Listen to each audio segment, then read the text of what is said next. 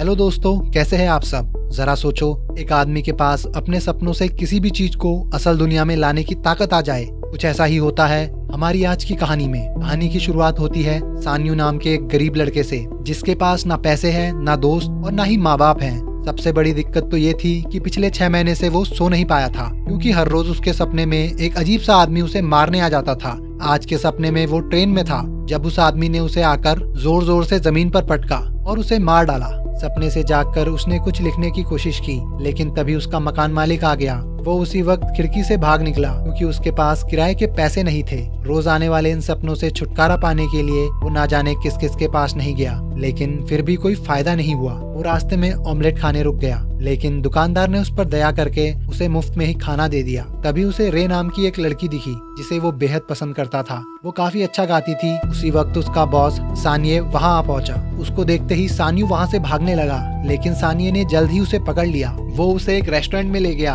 और खाते हुए उसे कहानी टाइम पर ना लिख कर देने के लिए डांटने लगा। सान्यू ने उसे समझाने की कोशिश की कि रोज रोज आने वाले इन सपनों की वजह से वो सो नहीं पा रहा, लेकिन सानिये ने साफ तौर पर कहा कि 10 दिन के अंदर अंदर कहानी पूरी हो जानी चाहिए, वरना तेरी कहानी खत्म कर दूंगा। फिर जब बेचारा घर लौटा तो उसने देखा कि मकान मालिक ने उसका सामान बाहर फेंक दिया था। वो एक कैफे में जाकर लिखने बैठा, लेकिन भूख की वजह से वो ज्यादा सोच भी नहीं पा रहा था, तो वो सो गया। सपने में उस आदमी ने उसका गला घोटकर उसका सर टेबल पर पटकना शुरू कर दिया। सपने में मरने के बाद जब सान्यू की आंखें खुली तो उसने देखा कि उसका लैपटॉप भी चोरी हो गया था, और कितना बुरा होगा इस बेचारे के साथ। अब उसकी हालत इतनी खराब हो गई थी कि बेचारे को सपनों और आम जिंदगी में क्या असली है क्या नकली कुछ समझ नहीं आ रहा था। इसीलिए उसने सानिये को मैसेज करके कहा कि वो आज के बाद कोई स्क्रिप्ट नहीं दे पाएगा। वो रेई के कैफे के सामने वाली बिल्डिंग की छत पर चढ़ गया, और इससे पहले कि वो कोई गलत कदम उठाता, ऑमलेट वाले आदमी ने उसे ऐन वक्त पर रोककर थोड़ा खाना दे दिया। जब सान्यू ने उसे अपनी परेशानी बताई तो उस आदमी ने कहा कि जब भी वो सपने में हो तो उसे बार बार दोहराना चाहिए कि मैं सपना देख रहा हूँ, मैं सपना देख रहा हूँ। हो सकता है कि इस तरकीब से वो जल्दी अपने सपने से बाहर आ जाए। सान्यू रात होने तक छत पर रहा, और फिर अपना फोन बेचकर उसने थोड़ा खाना खरीदा।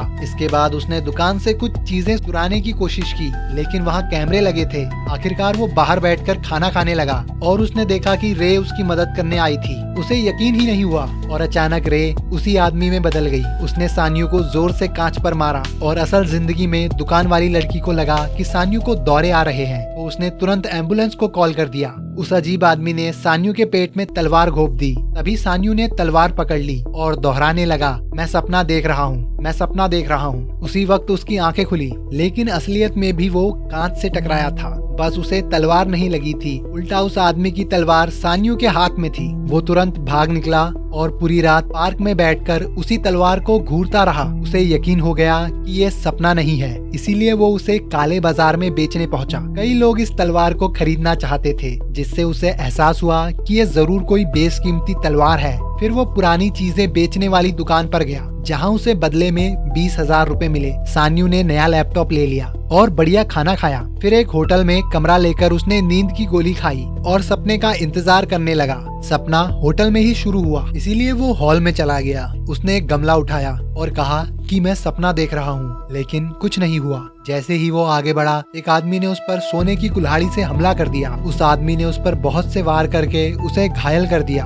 लेकिन आखिरकार सान्यू ने कुल्हाड़ी पकड़ी और कहा कि मैं सपना देख रहा हूँ। तभी वो जागा तो उसके हाथ में कुल्हाड़ी थी और शरीर पर कोई जख्म भी नहीं था। उसके पास सपने से कोई भी चीज असल जिंदगी में लाने की शक्ति आ गई थी। उसने उसी दुकान पर कुल्हाड़ी बेची और नए कपड़े, नई गाड़ी लेकर मौज करने लगा। रात को सोने से पहले उसने एक मशहूर म्यूजियम की तस्वीर देखी और सो गया। सपना भी वहीं से शुरू हुआ। सान्यू इतनी सारी बेशकीमती चीजें देखकर हैरान रह गया। अब उसे सिर्फ उस अजीब आदमी का इंतजार था, लेकिन इस बार वो आदमी मशीन गन के साथ आया। सान्यू भागकर गोलियों से बचने लगा, लेकिन जल्द ही मारा गया। सान्यू की आंखें खुली, लेकिन वो कुछ भी चुरा नहीं पाया था, इसलिए उसने फिर से गोली खाई और सपने में पहुंच गया। वहाँ गोलियों से बचते बचाते उसने किसी तरह 2 कीमती चीजें उठाई और कहा कि मैं सपना देख रहा हूँ। इस बार उसने अमीर डीलर्स को ये चीजें बेची और $2 मिलियन कमा लिए। वहाँ से निकलते ही सान्यू ने उस पर हमला बोल दिया, क्योंकि उसने एडवांस लेकर उसकी कहानी नहीं लिखी थी।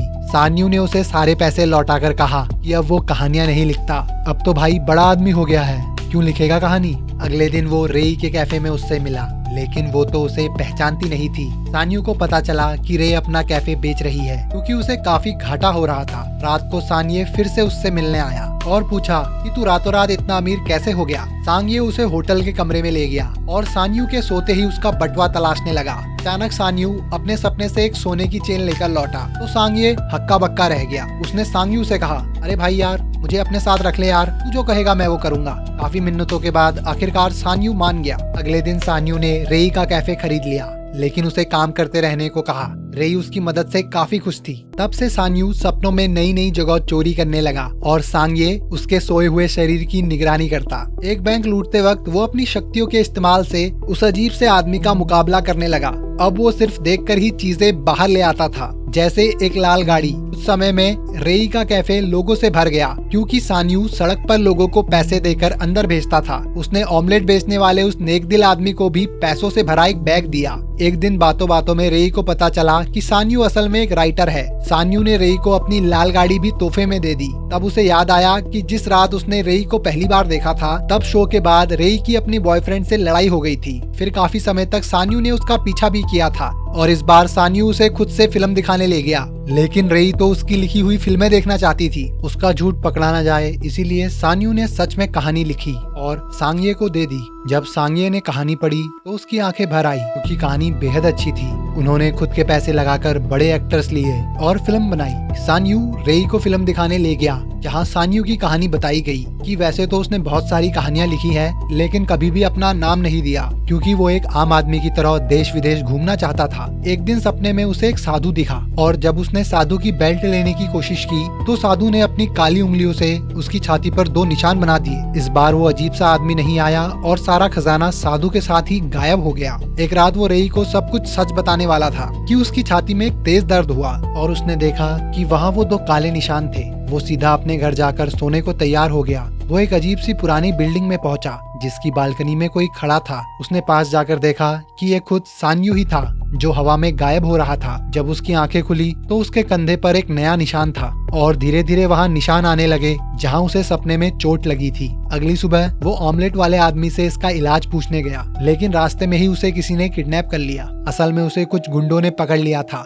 जिनका लीडर उसे $10 मिलियन के बदले छोड़ने को राजी हो गया। लेकिन जब सांगे पैसे लेकर पहुंचा तो उसके आदमियों ने पैसों के साथ साथ सांगे को भी पकड़ लिया। अब उसके पास कोई रास्ता नहीं था, इसीलिए सान्यू सभी बदमाशों को अपने खुफिया कमरे में ले गया जहां उसने सारा चोरी का सामान रखा था। तभी रेई उससे मिलने आ गई, लेकिन सान्यू ने उसकी जान बचाने के लिए उसी वक्त कॉल पर कहा कि मैं तुमसे आज के बाद कभी नहीं मिलना चाहता, चली जाओ मेरे घर से। गार्ड ने फिर भी उसे अंदर आने दिया। तभी एक बदमाश उसे पकड़कर सान्यू के पास ले आया। रेई ने गुंडे पर हमला किया तो सान्यू ने भी मौका देखकर बदमाश को गमले से मारा और रेई को छुड़ा लिया, लेकिन पीछे से एक गुंडे ने उसकी पीठ में छुरा घोंप दिया। रेई और सांगे जान बचाकर भागने लगे, लेकिन सान्यू चल भी नहीं पा रहा था। एक गुंडे ने फिर से सान्यू को चाकू मारा, लेकिन सांगे ने अपनी जान की बाजी लगाकर सान्यू को भगा दिया। गुंडों ने बेचारे सांगे को बहुत बेरहमी से मार दिया। उधर सान्यू और रेई तक भी एक गुंडा पहुंच गया और उन्हें मारने लगा। पीछे से सान्यू ने उस पर अपनी तलवार से हमला किया। आखिरकार दोनों बेहोश हो गए और सान्यू की आंखें बर्बाद सी जगह पर खुली। सामने उसने एक चमकते दरवाजे को छुआ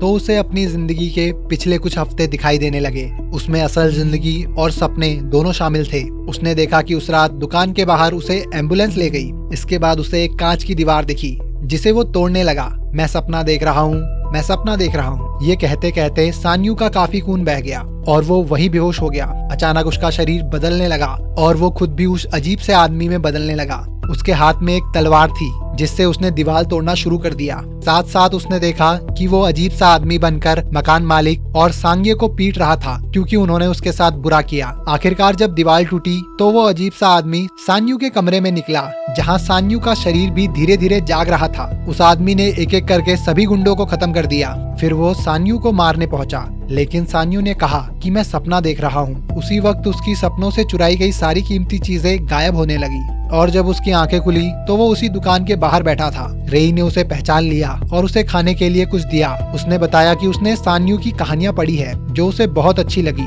उसने दया करके सान्यू को अपने कैफे में नौकरी भी दी और ये सुनते ही सान्यू की आंखें भर आई। तब हमें पता चला कि रेई सब जानती थी कि सान्यू उसका पीछा करता है। कुछ समय बाद रेई ने उसे तोहफे में एक लैपटॉप दिया जिससे वो अपना काम फिर से शुरू कर सके। फिर सान्यू ने सांगिये से मिलकर उसके पैसे लौटाए, लेकिन सांगिये ने पैसे लेने से मना कर दिया, बल्कि उसने सान्यू को बहुत सारे पैसे दे दिए क्योंकि उसकी लिखी हुई पुरानी कहानी काफी अच्छी चल रही थी। कुछ दिन बाद सान्यू जब ऑमलेट वाले आदमी के पास गया तो उस आदमी ने अपने पेट पर एक निशान दिखाया और बताया कि उसके पास भी एक टाइम पर ये शक्ति थी। इसी तरह से उसने भी आम जिंदगी में खुश रहना सीखा है। उसी वक्त सान्यू को अपने सपनों से वो अजीब सा आदमी दिखाई दिया जो असल में अब तक उसका पीछा कर रहा था। तो अगर तुम्हें मौका मिले तो वो कौन सी चीज है जिसे तुम पाना चाहते हो? कमेंट में जरूर बताना। मिलते हैं अगली वीडियो में, तब तक के लिए टाटा बाय बाय।